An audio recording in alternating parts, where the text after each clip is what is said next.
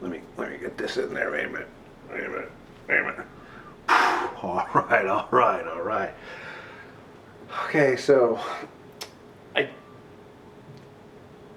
did this a while ago. Sorry. Did this one a while ago, and I wanted to actually talk because I had to look through pictures to see the exact date of when I started to transform. When I did the 178-ish. I've talked about before in my other videos. I have this fascination with my body has this fascination with eights. Where I went from 178 to 238-ish to like mid 230s in really about 5 to 6 months. And it was actually 2008. So, and I was born in 1975, so I was 33, which would be 33, 30, I think I just turned 34. So back it up real quick. You know, there's a lot of things, muscle memory and all that. Oh, and I've always had low testosterone, low growth hormone. Ever since I was a little kid, I was even tested in high school. My testosterone was low, and I was still big. So in high school, I was short, like no typical bodybuilder, 5'8", 5'9"-ish. And then also about 17, I grew and just boom, went up to almost 5'8", 5'11", and 3/4. So we're just gonna say 6 foot, but you know, all us men love to add those extra inches. Sorry, I was a little out of breath. So in high school, I competed, wanted to be a pro bodybuilder for some stupid reason, and so I always wanted to be big. So, but anyway, and I did a story with Craig Titus. So I ended up getting, I was always about 188 leanish when I was graduating high school. I was 188 with abs, so very low body fat. I think I was tested at like right around like 5.8 to be exact. But we'll just say 6, which is super shredded. But you know, back in those days, high school, we were all shredded. And then I got up to over 200, pretty lean before I turned 20. And then I gave up bodybuilding and went racing motorcycles. So all through my 20s, I was at 6 foot, anorexic at pretty well 155-ish, because I couldn't get much lower because I still had a big frame, so it was just like skin and bones, which for racing motorcycles, 155 was still ginormous when I was going up against people that were like 110, 120, and plus being so tall, trying to get hard behind that windscreen. So late 20s, I never say late 20s, the waist started growing a little bit. Old age, the famous 25 mark that I always said. So around 28-ish, the waist started growing a little bit, and at that time, I'm trying to think, I was done racing, but I was in construction, and it was getting weird because I was starting to put on a little bit of body fat, losing the abs and everything, and I'm trying to think, not like I should have did my research, I think I was right about 160s, 170s, but I started getting fat and everything, so I figured, okay, let me get back in the gym. Started lifting a little bit, started eating, I was still eating clean, as always, drinking clean back then.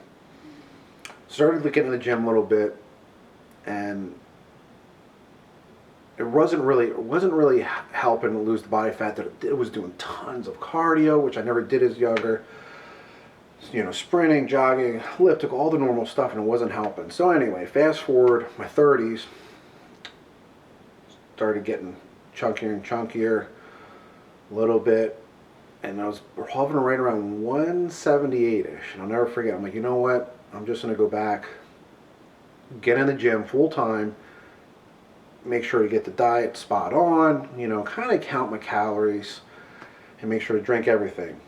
So, again, we're going back to 2008, 178, and all natural.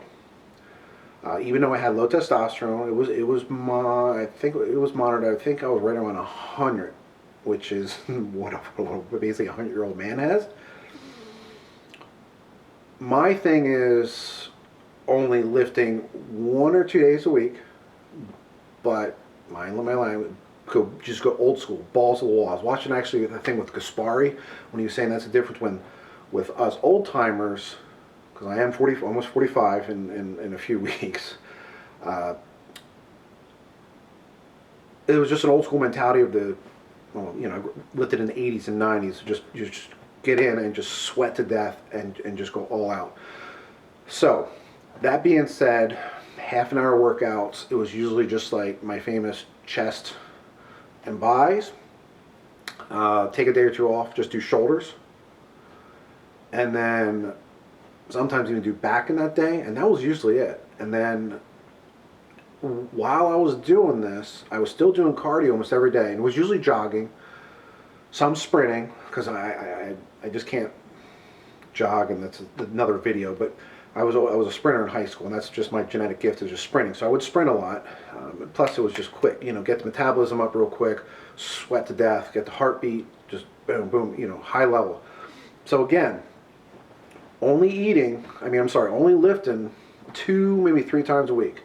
And I can tell it was just chest was basically go in there, do a little warm-up stretch, and then I'd slap, it was just with the famous inclining. I'd start with, I think actually 185.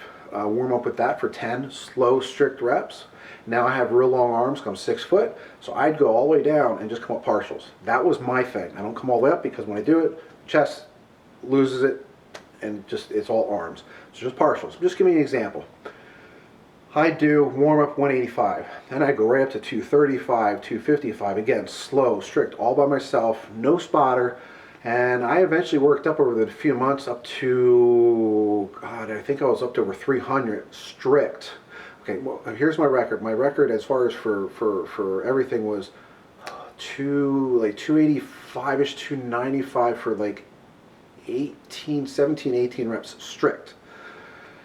And a little bit over 300, I'd have to pull out the book, a little bit over 300 for like 5 or 6 strict reps. Again, and at that time, after the 6 to 8 months, I was up in the 220s, but we'll back up.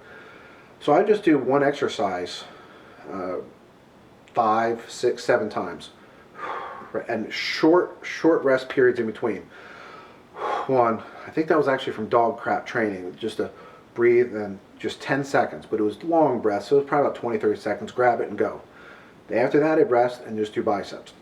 And then I'd come in and a day or 2 later, or maybe 3 days later, do shoulders. Never any legs, so I always had ginormous 29-inch quads, 18.5-inch legs.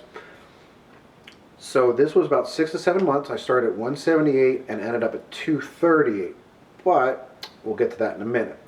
Eating was pretty well just what they call the carnivore diet now, which we called back in the day just the normal bodybuilder diet. Steak, 3 to 5 pounds of steak a day. I am in the meat industry, Wade's Natural Market. Yes, a shameless plug. We're redoing the website, so and all that, and those awesome videos are coming. You guys are gonna love it with all the meat that I'll be reviewing in the fish.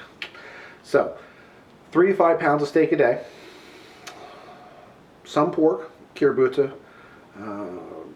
Berkshire pork. I'm not a chicken person, so that would be maybe a pound a week. Fish, oh God, I don't even know if I had any fish. We would say the fish, same thing, maybe 1 or 3 pounds a week of fish. Nuts, no rice, mashed potatoes here and there. Breakfast would be, I think then I was still doing like a dozen. It was usually a steak for breakfast, sometimes a dozen eggs or a pork roll or bacon for breakfast. And then I didn't count my calories at all. I don't believe in that. It's old school mentality. And I thought I plugged that in. Sorry, I thought I plugged that in for her. Sorry, my daughter's on the monitor and she's in the other room sleeping. There we go. Sorry, the monitor went off for a second. So again, 3 to 5 pounds of meat a day, and old school mentality. Yes, I know I just said I didn't count my calories, didn't do anything like that. Just ate. Now during this whole time, no, I did not. Actually, I did. I did actually monitor on an in-body body fat machine every few weeks. I actually stayed right around